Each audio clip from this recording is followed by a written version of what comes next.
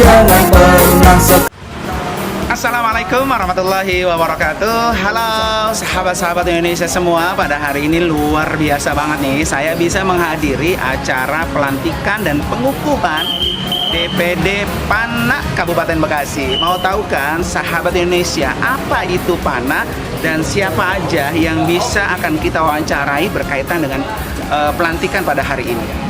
Ternyata sahabat Indonesia, PANA itu adalah salah satu badan organisasi yayasan yang akan membantu mensosialisasikan anti narkoba Indonesia. Betapa sangat bahayanya narkoba buat rakyat Indonesia, dan ini menjadi bahaya paling utama dibanding dari bahaya korupsi, kemudian juga bahaya teroris.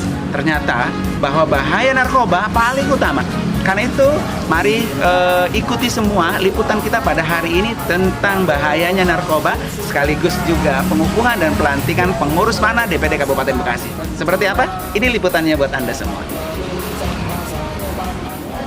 Baik, alhamdulillah sahabat-sahabat Indonesia seluruhnya, Indonesia anti narkoba pada hari ini luar biasa banget, bahwa hari ini PANA Kabupaten Bekasi mengadakan pelantikan, dan di samping saya ini adalah orang yang nomor satu di PANA, yaitu DPP PANA, Ketua Umum. Assalamualaikum Pak. Waalaikumsalam warahmatullahi wabarakatuh. Namanya Pak Bayu Dimas. Dimas Bayu Amarta. Baik Pak, apa kabar nih hari ini? Alhamdulillah sehat selalu. Baik nih Pak, bagaimana berkaitan dengan PANA? PANA saya apresiasi dalam kondisi new normal pandemi COVID-19, kita masih tetap eksis di seluruh Indonesia, dari Sabang sampai Merauke, termasuk reshuffle pembentukan baru DPD Kabupaten Bekasi yang pada hari ini sukses dilaksanakan. Amin. Kata PANA itu sendiri dari mana Pak? PANA itu sejarahnya saya kondisi sebelum PANA saya mendirikan GIAN, Gerakan Indonesia Anti Narkotika. Ada sesuatu dan lain hal sehingga jajaran pengurus di seluruh Indonesia ini saya close dan saya dirikan PANA itu dari Thailand. Saya sedang posisi di Thailand dengan Kementerian Keuangan Thailand. Kemudian dengan istri saya mencoba berkoordinasi dengan notaris untuk mendirikan PANA. PANA sendiri tadinya itu dengan 1N. Lebih lanjut dari hasil iktikaf harus menggunakan tajin. Tajinnya jadi N-nya 2. Jadi bukan sebuah kembali ke alam baka, tetapi di sini adalah perjuangan gigih keras yang bakal abadi, kan begitu. Jadi PANA sendiri itu terlahir dari inspirasi saya, karena saya dirikan dari Amarta Foundation. Jadi Amarta Foundation itu adalah owner dari Yayasan PANA, pendiri PANA. Jadi usia PANA sampai hari ini sudah berapa ini? Masuk ke usia 2 tahun. 2 tahun, tapi sudah menyeluruh Indonesia. Luar biasa buat PANA, apresiasi buat PANA. Pak, PANA sendiri program intinya itu apa? Satu, kita punya 2 program ya, program jangka panjang dan program jangka pendek. Jadi ada Dasa Trikarya PANA dan ada Panca Trikarya PANA.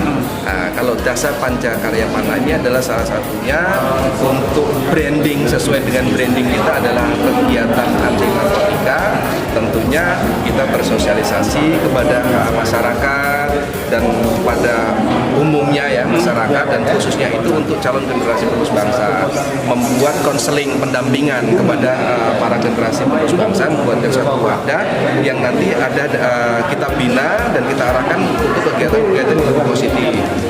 Selanjutnya PANA juga di program kerjanya itu membangun sinergitas dengan TNI dan Polri dengan program-program keamanan, dan ada kemitraan serta koperasi kita yang nanti disinergikan dengan koperasi kolega Amarta.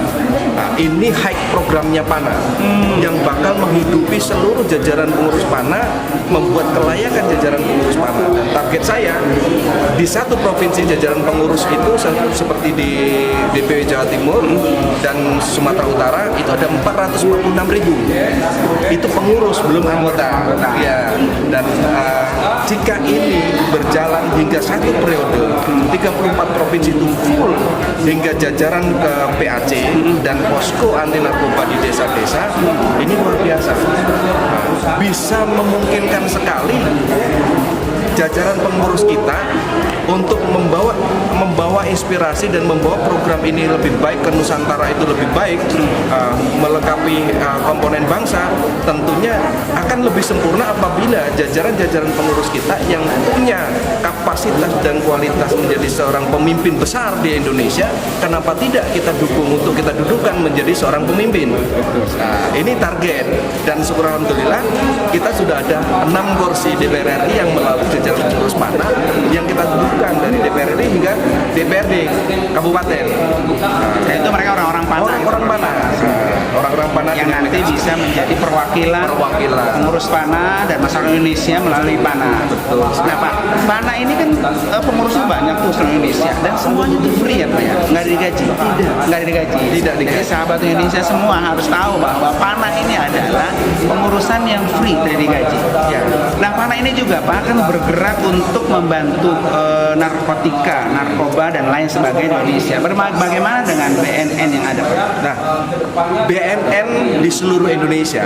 Nah, kami ada sinergitas dan kemitraan dengan BNN Pusat. Jadi sangat dekat sekali, dan BNN Pusat pun memberikan kepercayaan kepada PANA dalam rangka mensosialisasikan program 4GN. Dan desa bersih bersinar ini, bersih dari narkoba, itu pun sudah kami jalankan sejak 2017 sebenarnya.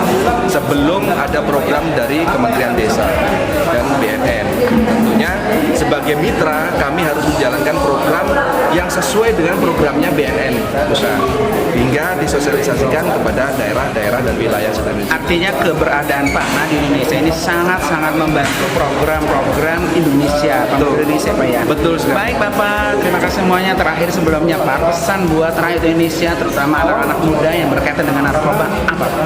Ya, pesan saya untuk calon generasi penerus bangsa Indonesia, Nusantara dan Negara Kesatuan Republik Indonesia, masa depan itu ada di kalian. Tentunya jika kalian kuat, cara berpikir sehat dan bersih dari narkoba, hidup kalian lebih mapan dan lebih terarah, maka bangsa Indonesia akan lebih kuat dan sulit ditembus oleh serangan-serangan dari luar negeri yang ingin melumpuhkan tatanan Nusantara ke depan. Pesan yang paling bisa digarisbawahi adalah generasi muda, calon generasi muda Indonesia ke depan harus lebih cerdas, dan cerdasnya itu harus berinovasi dan ada aksi. Aksi yang ada adalah turut serta menjadi satgas-satgas pelopor, memerangi dan memutus mata rantai peredaran, penyalahgunaan dan dari bahaya narkoba itu sendiri di seluruh Indonesia, karena kalianlah calon pemimpin Nusantara ke depan. Amin. Terima kasih Pak, mudah-mudahan ini sangat menginspirasi seluruh rakyat Indonesia, dan rakyat Indonesia terutama untuk generasi mudanya bisa melek mata bahwa narkoba sangat membahayakan sekali untuk rakyat Indonesia. Indonesia bebas narkoba. Indonesia bebas narkoba. Terima kasih Bapak.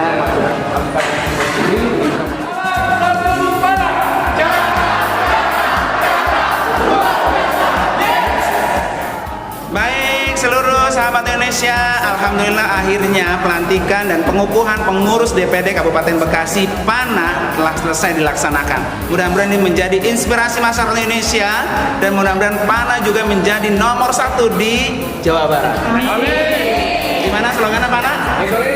Salam Salam santun.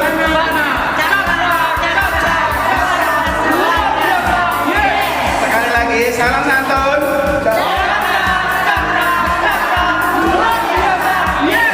Terima kasih semuanya, mudah-mudahan bermanfaat. Wassalamualaikum warahmatullahi wabarakatuh. Kasih Pak Ustaz. Kami pasti bisa.